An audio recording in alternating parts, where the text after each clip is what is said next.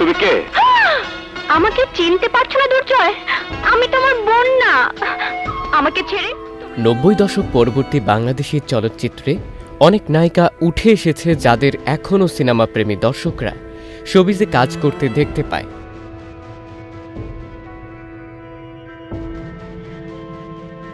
যাদের ভেতরে মৌসুমী, শাবনূর, পূর্ণিমা অন্যতম। তৎকালীন সময়ে চলচ্চিত্র প্রেমী দর্শকদের জন্য সিনেমা হলে ছিল অভিনেত্রীদের দেখতে পাবার অন্যতম মাধ্যম। অনেক ভক্তই তার পছন্দের অভিনেত্রীর সাথে সামনাসামনি সাক্ষাৎ করার সুযোগ পেত না। তবে বর্তমান সময়ে অভিনেত্রীদের দেখার জন্য সবথেকে বড় মাধ্যম হয়ে দাঁড়িয়েছে ফেসবুক। কারণ বাংলাদেশের প্রায় 6,71,00,000 মানুষ সহজলভ্যভাবে ফেসবুক ব্যবহার করছে। প্রাক্তনরা সব দিক দিয়ে এগিয়ে থাকলেও সোশ্যাল মিডিয়ার দৌড়ে আবার তরুণরাই বেশি এগিয়ে রয়েছে। শোন, পুরুষেরা হলো দেহের প্রেমী আর মেয়েরা মনের। বাংলাদেশ থেকে ফেসবুকের শীর্ষ 10 অনুসরণরত চলচ্চিত্র অভিনেত্রীদের তালিকা করতে গেলে অনেকগুলো পরিচিত মুখ উঠে আসে। তবে তালিকায় আসেনি শাবনূর, মৌসুমী, পপির মতো অসংখ্য জনপ্রিয় অভিনেত্রীর নাম, যারা একসময় প্রেক্ষাগৃহ মাত করে রেখেছিলেন।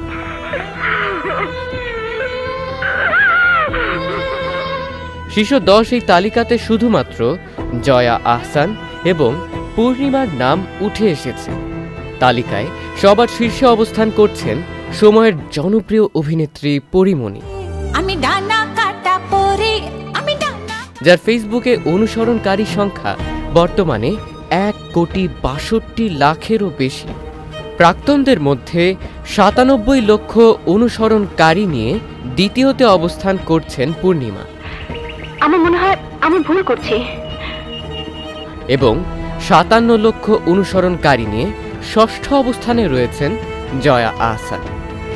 তরুণদের ভেতর যথাক্রমে অপু বিশ্বাস তৃতীয়, নুসরাত ফারিয়া চতুর্থ, বিদ্যা সিনহা মিম পঞ্চম, শবনম বুবলি সপ্তম, নুসরাত ইমরোজ তিশা অষ্টম ও পূজা চেরি রয়েছেন নবম অবস্থানে।